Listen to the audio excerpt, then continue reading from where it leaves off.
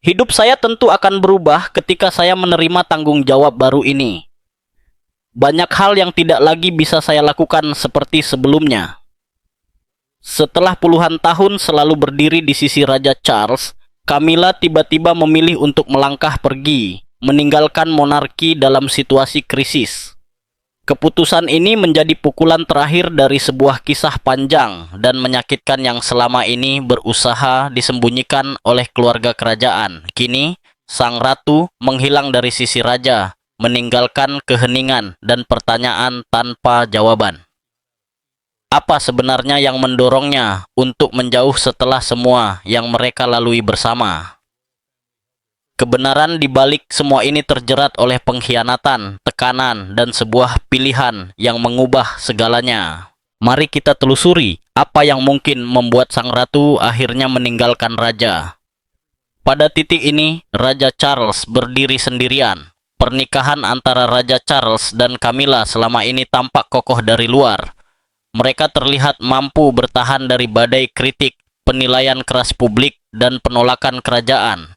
Namun, di balik penampilan itu, kenyataannya sangat berbeda. Di balik pintu tertutup, hubungan mereka seringkali rapuh dan jauh dari gambaran ideal yang dibayangkan banyak orang. Ketika kondisi kesehatan sang raja mulai memburuk dan setiap berita utama dipenuhi kekhawatiran, Camilla justru mengambil jarak. Ia tidak bersuara, tidak melangkah maju, bukan karena emosi sesaat, melainkan karena keputusan yang sudah dipikirkan dengan matang.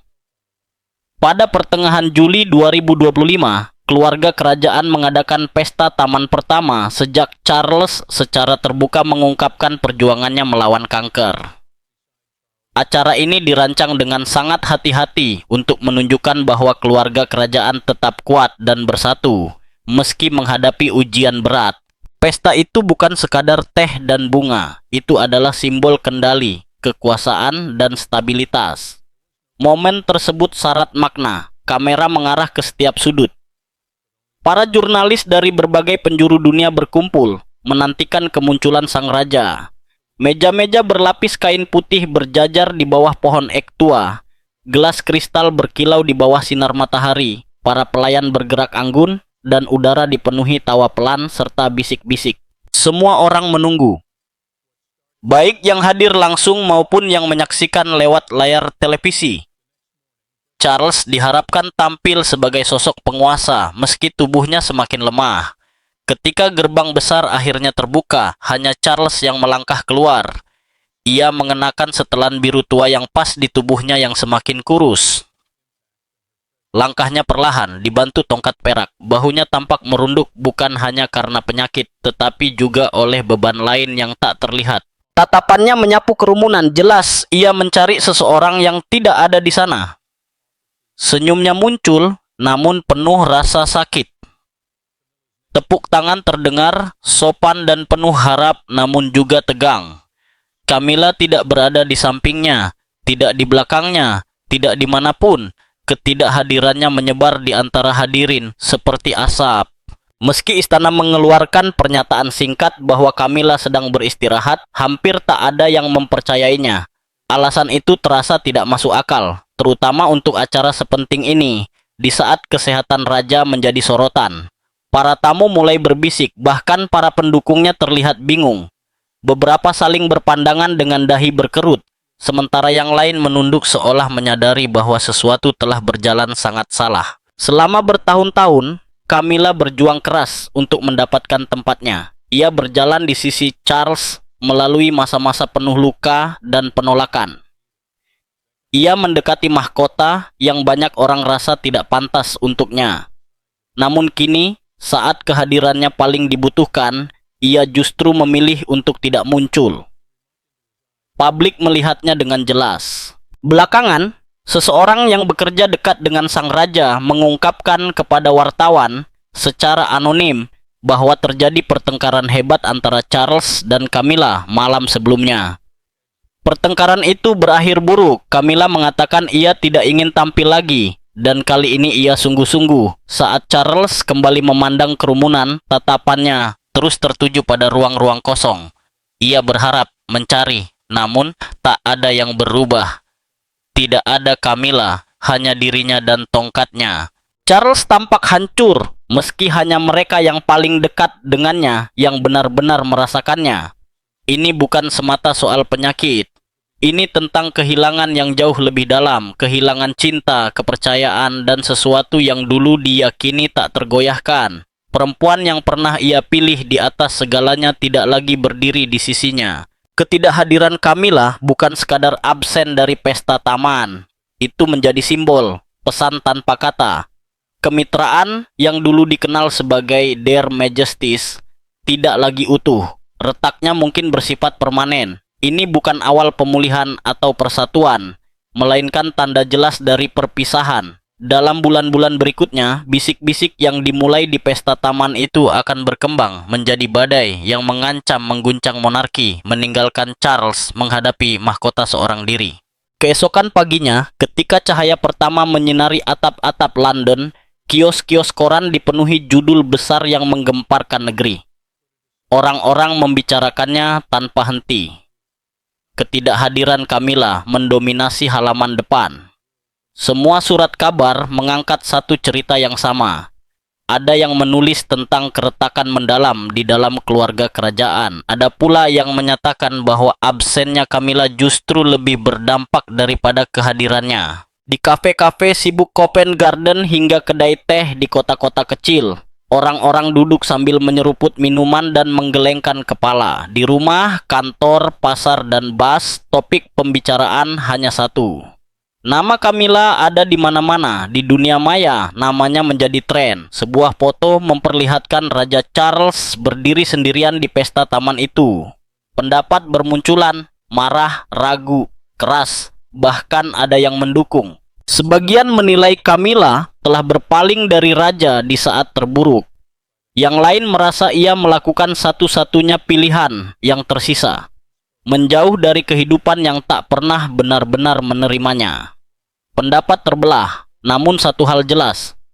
Camilla tidak lagi memainkan perannya. Pernikahan mereka, yang dulu terasa hangat dan syarat tradisi kerajaan, kini terasa berat, dibebani tekanan yang tak terlihat. Di Clarence House, suasana terasa lebih berat dari biasanya. Camilla berdiri berhadapan dengan Charles, jauh dari citra publik yang biasa terlihat. Tanpa perhiasan emas, tanpa mahkota, tanpa kemewahan.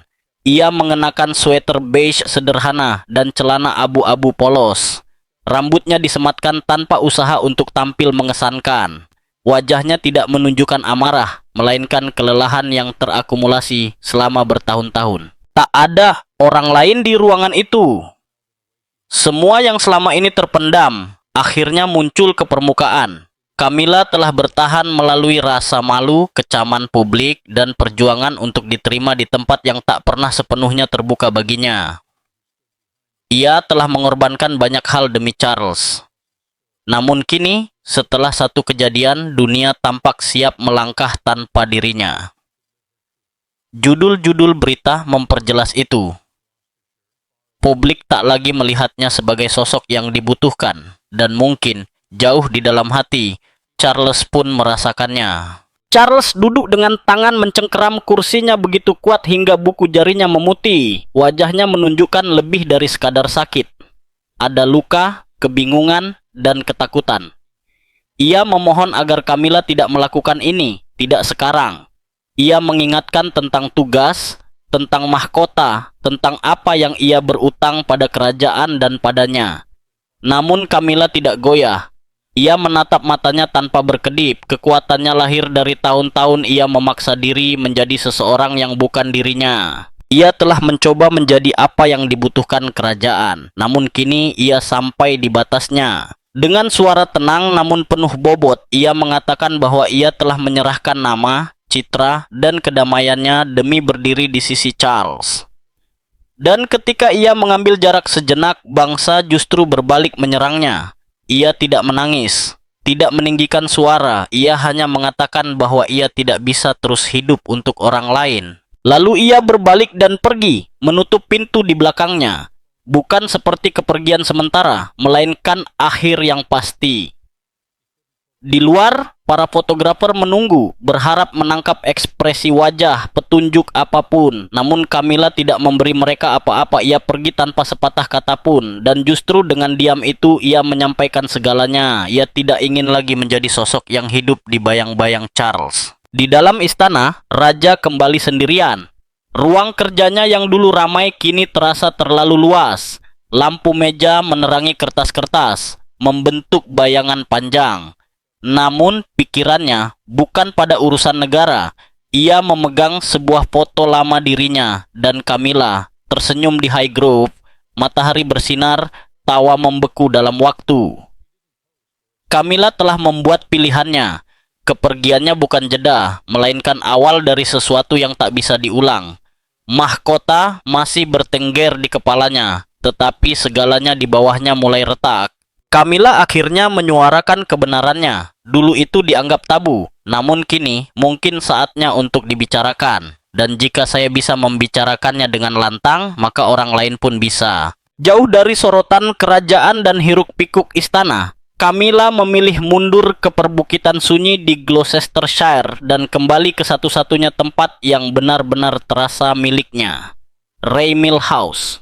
Tersembunyi di antara hamparan ladang luas dan jalan pedesaan yang berkelok, rumah ini memberinya sesuatu yang tak pernah bisa diberikan oleh istana. Di bawah langit biru yang terbentang luas dan di antara pepohonan tinggi yang bergoyang lembut tertiup angin, Camilla menemukan ketenangan yang sudah lama hilang dari hidupnya. Kicau burung menggema di udara, bunga-bunga bergoyang pelan diterpa angin dan dunia seakan melambat. Raymill House bukanlah bangunan megah dengan aula luas atau dinding berlapis emas. Tidak ada beban tradisi, tidak ada penjagaan ketat di setiap pintu. Tempat itu hanyalah sebuah rumah. Dinding batunya berdiri kokoh dan taman di sekelilingnya mekar sesuai dengan seleranya sendiri. Di sana, Camilla tidak perlu mengenakan mahkota berat di kepalanya atau berjalan di samping seorang raja. Ia bisa melepaskan gelar, menyimpannya, dan akhirnya bernapas sebagai seorang perempuan yang telah memberi begitu banyak dan kini memilih menjaga sisa jati dirinya. Di balik pintu kayu tebal rumah itu, Camilla mengundang sekelompok kecil orang. Bukan wajah-wajah istana yang biasa, melainkan para perempuan yang memahami hidup dari sisi lain. Perempuan-perempuan yang pernah merasakan kritik, penolakan, dan luka yang tak terlihat. Pertemuan ini sepenuhnya miliknya. Lady Glenconor datang pertama. Ia membawa ketenangan yang dibentuk oleh tahun-tahun kebersamaannya dengan Putri Margaret. Tatapannya lembut, namun menyimpan rasa sakit karena menyaksikan mimpi-mimpi kerajaan runtuh. Ia tahu bagaimana rasanya berdiri di dekat kekuasaan tanpa pernah benar-benar memilikinya. Setelah itu hadir Dame Natchbull, sahabat lama Pangeran Philip. Langkahnya tenang namun pasti. Ia telah lama menyaksikan monarki dari dalam dan luar dan memahami bagaimana sistem itu dapat melukai mereka yang tak mampu menyesuaikan diri. Orang terakhir yang tiba adalah Sarah Pine, seorang jurnalis yang sering menulis tentang perempuan-perempuan yang ditinggalkan oleh pers maupun opini publik. Ia membawa buku catatan kecil dan pena di saku mantelnya. Bukan untuk mencari sensasi, melainkan untuk menyaksikan sesuatu yang nyata. Ia datang untuk mendengar, bukan menghakimi. Di ruang pertemuan, api perapian berderak pelan. Meski musim panas, udara Inggris masih menyimpan kesejukan tipis. Cangkir-cangkir teh mengepul di atas meja kayu ek besar. Dari jendela terbuka, aroma lavender dari taman masuk perlahan. Camilla duduk tanpa mahkota, mengenakan gaun wol abu-abu sederhana. Rambutnya tergerai alami, tak disentuh tangan penata istana.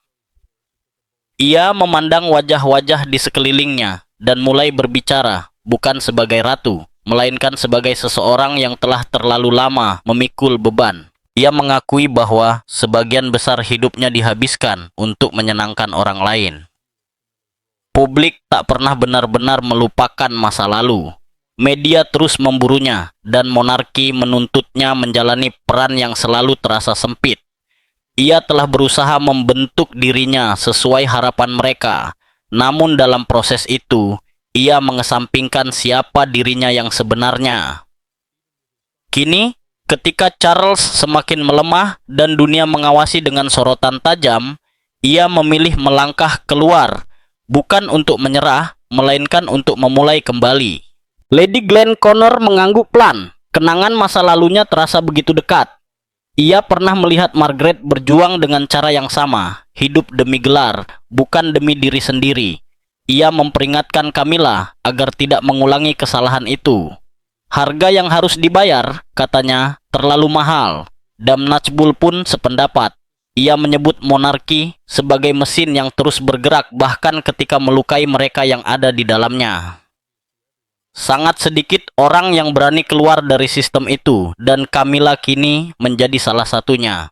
Sarah Fine terus menulis, penanya bergerak cepat di atas kertas. Sesekali ia menatap Camilla dengan rasa hormat yang semakin besar. Ia memahami apa yang sedang terjadi. Ini bukan soal menyerah. Ini tentang mengambil kembali kendali atas hidup. Camilla tidak melarikan diri. Ia sedang memilih. Ia menegaskan bahwa ia tidak akan lagi membiarkan mahkota membentuk dirinya. Ia akan membentuk hidupnya sendiri. Ia tak ingin lagi dikenal hanya sebagai perempuan di samping raja. Ia ingin membangun sesuatu yang menjadi miliknya. Kata-katanya tidak keluar dengan amarah, melainkan dengan keyakinan yang tenang. Camilla tersenyum, senyum yang tak muncul selama berbulan-bulan. Ia telah menjauh dari Charles, dari tuntutan dan ekspektasi. Ia tidak melarikan diri dari hidupnya. Untuk pertama kalinya setelah bertahun-tahun, ia benar-benar melangkah, masuk ke dalam hidupnya sendiri. Dikelilingi oleh perempuan-perempuan yang memahami jalannya, ia mulai merancang masa depan. Ia bukan lagi sosok yang berdiri di belakang raja. Ia tidak lagi menjadi bagian dari cerita orang lain. Ia sedang menulis kisahnya sendiri, dan kisah itu dimulai jauh dari istana Buckingham, di tempat di mana ia bisa hidup sesuai kebenarannya. Sementara Camilla membentuk kehidupan baru di Gloucestershire, jauh dari dunia kerajaan, Charles terus menjalankan kewajibannya. Ia tidak melambat. Meski tubuhnya semakin melemah dan setiap hari terasa lebih berat, ia tetap melangkah maju. Kesehatannya menurun, tetapi tekadnya mendorongnya untuk terus bertahan. Jadwalnya tetap padat. Ia menolak mundur, berusaha menunjukkan bahwa mahkota masih kokoh meski kekuatannya tidak lagi sama. Ia menghadiri pertemuan dengan para diplomat asing di Istana St. James. Langkahnya kini lebih pelan, namun ia berdiri tegak. Matanya tampak lelah, tetapi ekspresi kerajaan tetap ia paksakan. Ia berjabat tangan, menyampaikan salam resmi, dan bersikap seolah semuanya baik-baik saja. Di KTT Persemakmuran, ia mendengarkan pidato panjang dan terlibat dalam diskusi penting. Semua itu ia jalani, meski menguras tenaganya jauh lebih besar dari yang terlihat. Dalam kunjungan amal, ia berdiri di hadapan kerumunan dengan senyum yang dipaksakan, berusaha mempertahankan citra raja yang tak pernah runtuh. Namun ada sesuatu yang hilang. Camilla tidak lagi berada di sisinya. Ketidakhadirannya mengikuti Charles kemanapun ia pergi, seperti bayangan yang tak pernah lepas. Di setiap pertemuan, konferensi, dan acara resmi, ia merasakan kekosongan itu. Tak ada lagi Camilla di sampingnya dalam jamuan resmi. Ia menghadapi ruangan penuh basa-basi dan tatapan penasaran sendirian. Dulu, kehadiran Camilla mampu mencairkan suasana, menyelipkan komentar cerdas, dan menutup celah dengan pesona. Kini, segalanya terasa lebih dingin, lebih keras, dan lebih tajam. Dalam pertemuan para pemimpin dunia, Camilla dulu membantu menavigasi dinamika politik. Kini Charles harus melaluinya sendiri. Nama Camilla perlahan menghilang dari situs resmi kerajaan. Tidak ada lagi pembaruan tentang jadwalnya atau penampilan bersama. Ia pernah menjadi simbol persatuan, dan kini bahkan jejak itu pun terhapus. Dalam setiap pernyataan resmi tentang kondisi kesehatan Charles, nama Camilla tidak lagi disebut, seolah-olah ia tak pernah ada. Suatu malam hingga larut di istana Buckingham, Charles duduk sendirian di ruang kerjanya. Cahaya lampu meja berwarna keemasan menyinari wajahnya, memperlihatkan betapa lelahnya ia. Kulitnya tampak pucat, garis wajahnya semakin tajam akibat penurunan berat badan. Tumpukan dokumen, laporan, surat, agenda tergeletak di depannya, namun pikirannya melayang jauh. Jarinya ragu-ragu di atas ponsel sebelum akhirnya ia menekan nomor Kamila. Saat suara Kamila terdengar di seberang, rasa sesak di dadanya semakin kuat. Suaranya pecah ketika ia meluapkan semua perasaan yang selama ini ia sembunyikan. Ia bertanya, mengapa Kamila berpaling darinya? Mengapa ia memilih pergi justru saat ia berjuang, melawan penyakit, melawan kelemahan, dan berusaha menjaga stabilitas takhta. Namun Kamila tetap pada pendiriannya. Ia tidak bergeser. Suaranya terdengar jelas dan tegas, tanpa sedikit pun emosi. Kamila telah membuat pilihannya dan tidak menyesalinya. Ia mengatakan kepada Charles bahwa dirinya tidak lagi percaya pada Citra yang selama ini ia layani. Ia telah memberikan segalanya untuknya, namun kini saatnya ia hidup untuk dirinya sendiri. Tangan Charles menghantam meja karena frustrasi. Ponsel terlepas dari genggamannya dan jatuh ke lantai, tetapi semua itu tidak bisa mengubah kenyataan. Ia tidak mampu menarik Kamila kembali. Amarahnya memuncak dan ia segera memberi perintah kepada kantor kerajaan. Ia ingin nama Kamila dihapus dari segalanya. Pidato resmi, penampilan publik, situs daring, dan dokumen kerajaan. Mulai saat itu, hanya akan ada sebutan yang mulia. Tidak boleh ada jejak dirinya. Keputusan itu lahir dari rasa sakit, tetapi sama sekali tidak membawa ketenangan. Setiap kali Charles mendengar kata-kata resmi tanpa menyebut namanya, setiap kali ia melihat pengumuman tanpa kehadiran Kamila, rasa kehilangan itu semakin menekan dadanya. Ia telah kehilangan lebih dari sekadar pasangan. Ia kehilangan perempuan yang pernah memberinya kenyamanan di dunia yang penuh tekanan. Kini, ruang kosong di sisinya terasa semakin berat, dan publik menyadarinya dengan cepat. Di dunia maya, orang-orang mulai membicarakan perpisahan itu. Foto-foto Charles yang berdiri sendirian membanjiri lini masa. Istilah seperti keretakan kerajaan dan kepergian Kamila menyebar luas. Sebagian orang menyerang Kamila, menyebutnya dingin dan egois. Namun banyak pula yang membelanya, terutama para perempuan yang memahami bagaimana rasanya dihakimi selama bertahun-tahun. Mereka mengatakan Kamila telah berbuat cukup banyak dan mungkin inilah saatnya ia mengambil kembali hidupnya. Kamila sendiri tidak memberikan tanggapan. Ia tidak menulis pernyataan, tidak menjelaskan apapun. Dari Remil House, ia hanya melirik judul-judul berita di ponselnya. Matanya tidak menunjukkan penyesalan. Ia tidak perlu berbicara. Keputusannya sudah ia sampaikan dengan jelas, dengan pergi untuk selamanya. Ia meninggalkan beban mahkota, tekanan gelar, dan perjuangan tanpa akhir untuk diterima. Ia menjauh dari ekspektasi yang telah mengurungnya selama puluhan tahun. Dengan langkah itu, ia akhirnya memilih dirinya sendiri. Charles masih duduk di atas takhta, masih menghadapi publik, masih mengenakan mahkota, namun bagian hidupnya yang dulu memberi ketenangan telah hilang. Kepergian Kamila meninggalkan ruang kosong yang tak bisa diisi apapun. Dan di ruang itulah monarki kini berdiri dengan goyah. Wajah baru monarki pun mulai terbentuk. Pada saat itu, Pangeran William berada di ambang tanggung jawab besar. Mahkota yang sebelumnya ditopang oleh orang lain kini perlahan mengarah kepadanya. Sejak Kamila menjauh dari kehidupan kerajaan dan meninggalkan Charles menghadapi badai seorang diri, monarki mulai bergetar. Kilau yang dulu tampak sempurna kini terlihat retak di beberapa sisi. Pengunduran diri. Kamila yang pertama kali terasa di sebuah pesta taman ketika keheningannya mengubah segalanya, berkembang menjadi keputusan yang tegas. Ia melangkah pergi dengan caranya sendiri dan menolak untuk menoleh ke belakang. Di dalam istana Buckingham, suasana berubah drastis. Para staf berjalan dengan pandangan tertunduk. Tak ada lagi yang berpura-pura bahwa semuanya baik-baik saja. Berita itu telah sampai ke publik dan menyebar cepat melalui media. Judul-judul besar berteriak tentang kepergian permaisuri. Bisik-bisik berubah menjadi perdebatan terbuka. Semua orang memiliki pendapat. Namun William tidak larut dalam emosi. Ia tidak menghubungi Camilla untuk memintanya kembali. Ia bahkan tidak mencoba memahami alasannya. Ia memilih untuk bertindak. Suatu pagi di awal musim panas, William mengumpulkan para penasihat terdekatnya di kantornya di Istana Kensington. Ia duduk di ujung meja kayu panjang. Wajahnya tampak tenang, tetapi pikirannya bergerak cepat.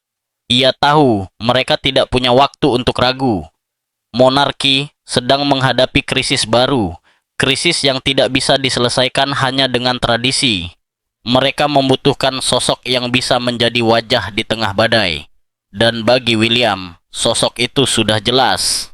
Tanpa ragu, ia membuat keputusan. Kate Putri Wales akan mengambil peran baru. Ia tidak lagi hanya mendukung William dari balik layar. Ia akan melangkah maju dan berdiri di sisi mahkota. Ia akan menjadi wajah yang dipercaya publik, sosok yang mampu membawa citra kerajaan ke depan setelah Camilla pergi. Keputusan ini bukan sekadar langkah strategis. Itu lahir dari kepercayaan mendalam. William mempercayai Kate lebih dari siapapun. Dalam diri Kate, ia melihat kekuatan, keanggunan, dan kemampuan untuk menjaga kestabilan ketika segalanya terasa runtuh. Saat mendengar keputusan William, Kate tidak gentar. Ia menerima peran itu dengan hati yang tenang dan tekad yang kuat. Ia segera mulai menghadiri acara-acara kerajaan. Ia berdiri di samping Charles dalam resepsi resmi, menyambut tamu asing dengan senyum hangat, dan hadir di berbagai kegiatan masyarakat untuk mendengar dan mendukung. Kehadirannya membawa rasa nyaman. Ia tidak berusaha menggantikan Camilla. Ia menempati posisinya sendiri dengan percaya diri membangun sesuatu yang baru. Dalam sebuah acara di pusat London untuk membantu keluarga yang membutuhkan, Kate berdiri di hadapan kerumunan. Angin memainkan rambutnya dan gaun biru kehijauan yang dikenakannya berkilau di bawah matahari sore. Kata-katanya menyentuh hati dan kehadirannya membangkitkan semangat. Ia tidak sekadar hadir, ia mengambil peran. Ia membuat orang kembali percaya pada mahkota. Ketika tepuk tangan menggema, jelas bahwa sesuatu telah berubah. Pers segera menangkap momen itu. Halaman depan surat kabar dipenuhi foto Kate, berdiri di samping Charles, menyambut tamu, menjabat tangan para pendukung. Judul-judul berita menyebutnya sebagai cahaya baru monarki. Artikel-artikel memuji pesonanya yang alami, ketenangannya, dan kemampuannya terhubung dengan masyarakat. Beberapa bahkan menyatakan bahwa Kate membawa kehangatan yang sebelumnya tidak dirasakan publik. Media sosial pun ramai dengan pesan penuh harapan. Tagar-tagar baru bermunculan. Banyak yang memuji kekuatan Kate, perannya sebagai ibu, masa lalunya, dan masa depannya. Banyak pula yang percaya bahwa ia memang ditakdirkan untuk memimpin. Namun William belum selesai. Di balik pintu tertutup, ia mengambil langkah berani. Sebuah memo disusun, bukan untuk konsumsi publik. Dokumen itu dirancang secara rahasia dan dikirim hanya kepada pihak-pihak tertentu, termasuk Uskup Agung Canterbury. Memo tersebut menjabarkan arah yang jelas untuk masa depan. William meminta peninjauan resmi atas peran Camilla dan rencana terkait garis suksesi. Ia tidak ingin kebingungan berlarut-larut. Jika Camilla memilih pergi, maka kerajaan harus bersiap menghadapi apa yang akan datang. Ia tidak berniat menghukum Camilla. Ia hanya ingin memastikan mahkota tidak runtuh. William telah melihat bagaimana masalah pribadi bisa berubah menjadi bencana publik. Ia ingin memperbaiki keadaan sebelum terlambat. Tindakannya menunjukkan bahwa ia siap memimpin. Meski ayahnya masih bertakhta, William telah melangkah maju, mengambil kendali, dan menempatkan orang yang tepat di garis depan. Dengan itu, ia menunjukkan kepada negara bahwa keluarga kerajaan masih berdiri, bukan karena sempurna, tetapi karena masih ada orang yang bersedia menopangnya. Camilla menyaksikan dari kejauhan. Di dalam istana, perubahan mulai terasa. Para staf berbisik menyebutnya sebagai rencana William. Perubahannya tidak dramatis, tetapi bergerak seperti angin berat yang menggeser segalanya. Bahasa kerajaan mulai berubah. Dokumen resmi tidak lagi menggunakan istilah Their Majesty. Kata yang dulu melambangkan kemitraan antara Raja Charles dan Camilla perlahan menghilang. Dalam program acara dan pembaruan pers, hanya tersisa sebutan His Majesty. Detail kecil ini terasa tajam, sebuah pemutusan yang jelas dari masa lalu. Pers tidak membutuhkan waktu lama untuk memahami situasinya. Bagi siapapun yang memperhatikan, semuanya sudah jelas. Camilla tidak lagi berada di barisan depan monarki. Ia telah melangkah mundur dan istana tidak menunggunya kembali. Mereka bergerak maju. Dalam pertemuan tingkat tinggi, beberapa penasihat mulai menyebut perubahan ini sebagai revolusi yang tak terduga. Wajah keluarga kerajaan sedang berubah, dan di pusat perubahan itu berdirilah Kate, Putri Wales. Dengan dukungan penuh dari William, Kate mulai naik dengan cepat. Ia selalu disukai publik, tetapi kini ia tengah menjadi lebih dari itu. Sebuah simbol masa depan. Kini segalanya berubah menjadi sesuatu yang lebih besar. Publik tidak lagi memandang Kate sekadar sebagai istri pewaris tahta. Di mata banyak orang, ia mulai dilihat sebagai calon ratu di masa depan. Dalam sebuah resepsi resmi untuk Duta Besar India di Istana St. James, Kate melangkah masuk mengenakan gaun sutra hijau. Rambutnya disanggul rapi, gerakannya tenang dan penuh keyakinan. Ia tersenyum dengan alami dan berbicara penuh percaya diri, memikat setiap tamu yang ditemuinya. Para diplomat meninggalkan ruangan dengan wajah berseri, tangan mereka masih hangat dari jabatannya. Para jurnalis menulis cepat di buku catatan, sudah membentuk narasi untuk berita berikutnya. Beberapa di antara mereka tak bisa menahan diri untuk membandingkannya dengan Camilla. Jika Camilla dulu harus berjuang keras demi simpati publik, Kate tampak mendapatkannya tanpa usaha. Judul-judul berita pun mulai mencerminkan hal itu.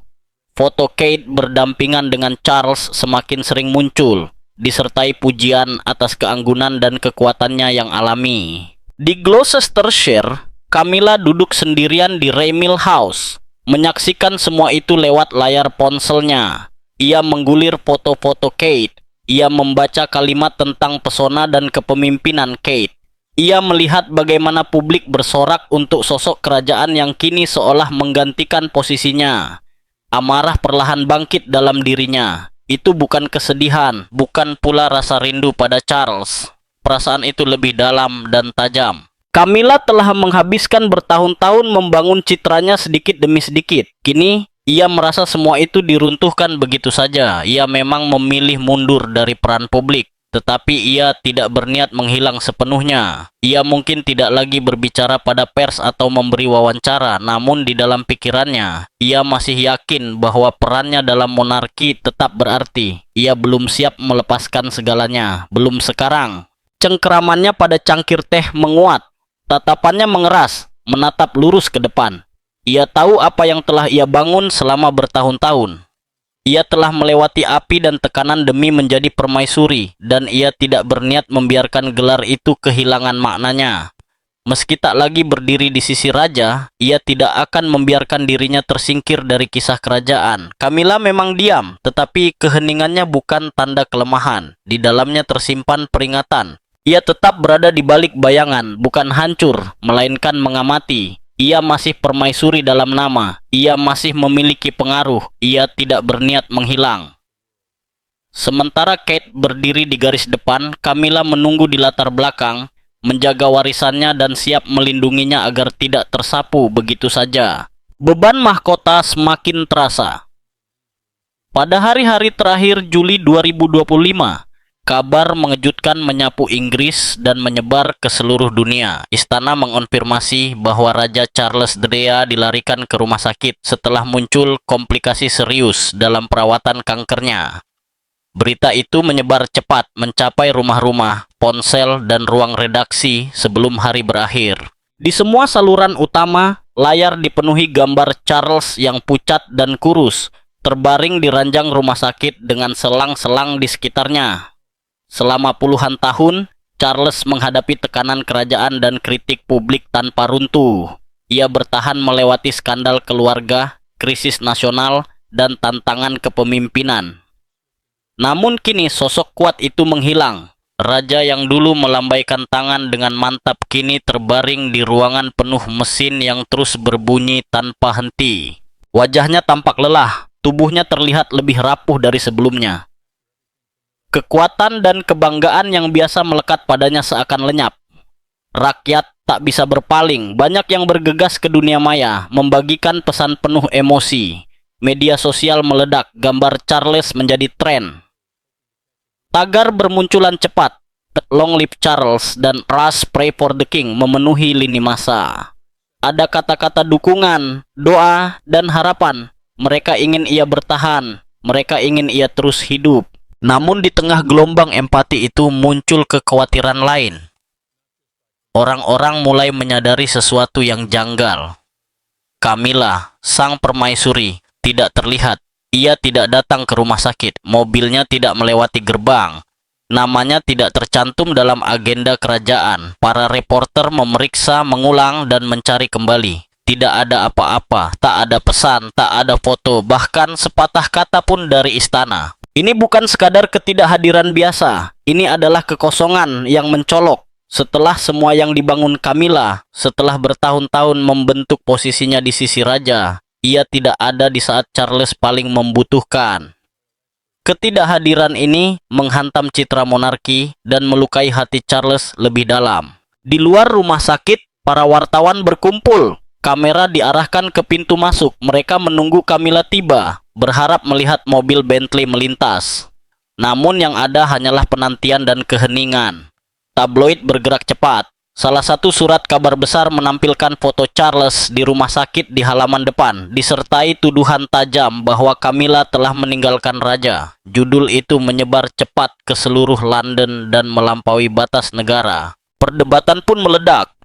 Di kafe, rumah, ponsel, dan ruang redaksi orang-orang berargumen. Sebagian tak menahan kritik, mereka memang tak pernah menerima Camilla sebagai ratu dan kini melihat absennya sebagai bukti. Mereka menyebutnya dingin dan tak berperasaan. Foto mata Charles yang sedih menjadi simbol pengkhianatan dibagikan berulang kali. Namun ada pula yang membela Camilla. Banyak perempuan di dunia maya bersuara. Mereka melihat Camilla sebagai sosok yang terlalu lama memikul beban. Mereka menulis bahwa ia tak lagi berutang apapun pada publik. Ia berhak mundur dan memikirkan dirinya sendiri, terlebih setelah tersingkir dari sorotan oleh kehadiran Kate.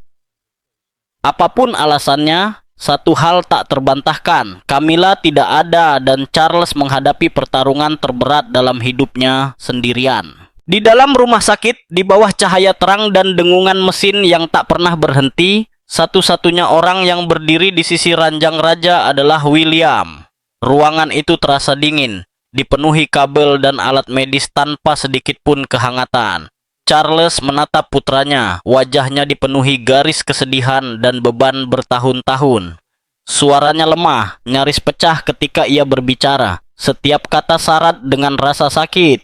Charles merasa ditinggalkan, bukan hanya oleh Camilla, tetapi juga oleh perubahan di sekelilingnya. Ia berbicara tentang janji-janji yang runtuh. Ia mengatakan Camilla pergi ketika semuanya tak lagi menguntungkannya. Ia juga menuduh William telah mendorongnya pergi dengan mengangkat Kate terlalu tinggi, seolah Camilla tak pernah berarti apapun. William mendengarkan dalam diam. William menggenggam tangan ayahnya yang rapuh, merasakan betapa kurus dan ringannya tangan itu kini. Hatinya tenggelam dalam rasa bersalah. Ia telah membuat keputusan demi mahkota, tetapi keputusan yang sama justru membawa rasa sakit bagi pria yang dulu memerintah tanpa rasa takut. Kebenaran dalam kata-kata Charles terpatri kuat di benak William.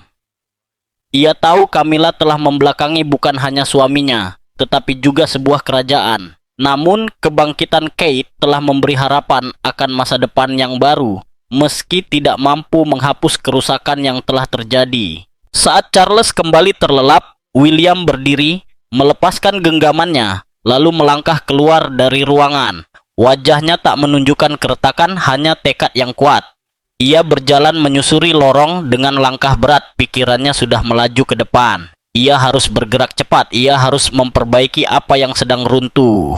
Bukan hanya kesehatan ayahnya, tetapi juga retakan dalam keluarga kerajaan dan yang paling berat, keheningan yang ditinggalkan Camilla. Pada hari-hari berikutnya, surat kabar menggali lebih dalam. Sebuah tabloid menulis tentang hari-hari sunyi Camilla di Remil House, memotret dirinya di dekat jendela. Acara bincang-bincang mengundang para pakar kerajaan untuk menjelaskan ketidakhadirannya.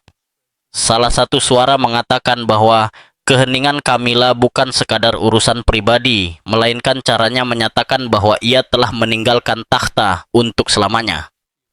Apakah KT penyebabnya? Apakah Camilla pergi karena merasa tergantikan? Sebagian orang menyebutnya pengkhianat mahkota, yang lain melihatnya sebagai sosok berani yang memilih pergi.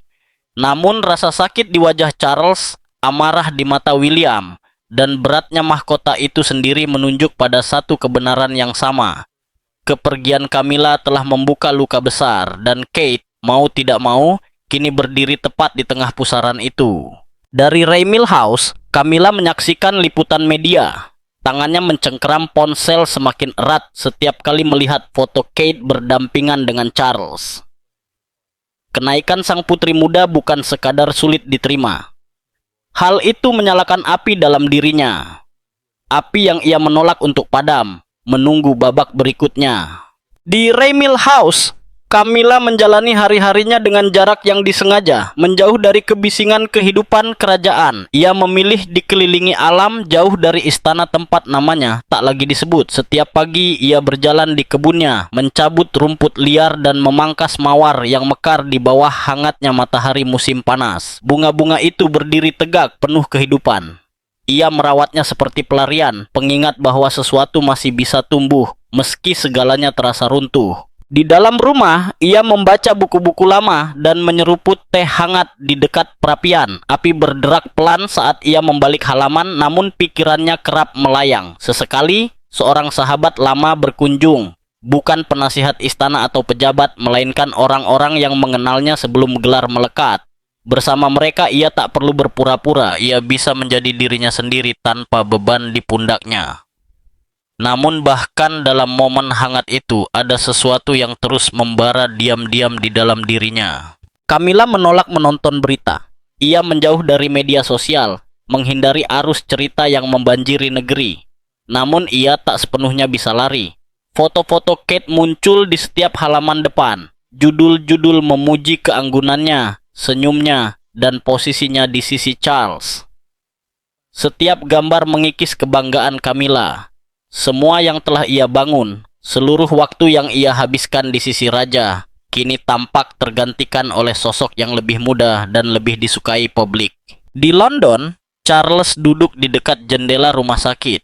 Langit di luar tampak kelabu. Ia menatap kaca, mengenang malam-malam tenang di Highgrove, ketika ia dan Camilla membaca di dekat perapian dan berbincang berjam-jam. Mereka pernah percaya malam-malam itu akan berlangsung selamanya. Kini, tempat tidur di sisinya tetap kosong. Ia menghadapi babak tersulit dalam hidupnya tanpa orang yang dulu ia anggap sebagai penopang terbesarnya. Clarence House yang dulu penuh kehidupan kini terasa hampa. Lorong-lorongnya sunyi. Tak ada lagi sarapan bersama. Tak ada percakapan lembut di dekat jendela. Tawa dan kehangatan yang dulu mengisi tempat itu telah memudar. Sandringham pun berubah. Sentuhan Camilla menghilang dari ruangan-ruangan. Tirai, rangkaian bunga, bahkan buku-buku yang dulu terbuka di kursi telah disingkirkan. Seolah-olah seseorang dengan sengaja menghapus setiap jejak kehadirannya. Camilla tidak merasakan kesedihan atas pernikahan itu. Yang ia rasakan jauh lebih dalam, amarah yang terbangun perlahan namun konsisten. Ia tak berniat kembali, ia tidak ingin memperbaiki hubungan. Tetapi ia juga tidak ingin jerih payahnya dihapus begitu saja. Ia telah memasuki peran permaisuri, mempelajari aturan, mengikuti adat, dan membentuk tempatnya dalam dunia kerajaan. Kini, menyaksikan semuanya diserahkan kepada orang lain, membuat rahangnya mengeras. Ia tetap di rumahnya, namun tetap kuat. Sementara itu, Charles terus melawan rasa sakit setiap hari. Pagi-paginya dimulai dengan obat-obatan dan janji medis. Tubuhnya sering mengingatkannya bahwa kekuatannya menurun, tetapi ia tak pernah menunjukkannya di depan publik. Ia mengenakan setelan terbaik, berdiri di hadapan kerumunan, tersenyum saat harus dan berbicara kepada rakyatnya dengan martabat. Namun, mereka yang paling dekat melihat hal lain. Mereka melihat seorang pria yang kehilangan lebih dari sekadar kesehatan. Mereka melihat seseorang yang masih menggenggam kenangan tentang perempuan yang telah pergi. Kini, di sisinya berdiri Kate. Dalam satu wawancara langka, seorang jurnalis mengajukan pertanyaan yang telah lama dibisikkan publik. Mereka ingin tahu kemana Camilla pergi dan mengapa ia tak kembali. Charles duduk mengenakan setelan abu-abu lembut, berusaha menjaga ketenangan. Ia duduk tegak, namun tangannya bergerak sedikit mencengkeram sandaran kursi lebih kuat sejenak, seolah menahan rasa sakit agar tak muncul ke permukaan. Ia menjawab dengan penuh kendali, memilih kata-kata dengan hati-hati. Namun, siapapun yang memperhatikan dengan saksama bisa melihat apa yang tersembunyi di balik matanya. Ia pernah percaya bahwa cinta bisa bertahan dari apapun, bahkan beban mahkota. Kini ia tahu bahwa cinta bisa memudar, bukan karena skandal, melainkan karena pilihan. Ia tidak hanya kehilangan Camilla, ia menyadari bahwa Camilla tersingkir oleh masa depan mahkota yang berubah, oleh selera publik, dan oleh peran Kate yang kian besar di sisinya. Camilla tak lagi menjadi bagian dari istana, namun ia meninggalkan lebih dari sekadar Charles. Ia berjalan menjauh dari sorotan kerajaan dengan kepala tegak. Meski demikian, jauh di dalam dirinya, ia belum selesai memperjuangkan apa yang ia yakini sebagai miliknya. Menurut Anda, apakah Camilla akan kembali untuk menuntut posisinya dalam monarki? Sampaikan pendapat Anda di kolom komentar. Jika Anda menikmati video ini, jangan lupa untuk menyukai dan berlangganan kanal ini. Sebelum pergi, tonton juga video lain yang muncul di layar Anda.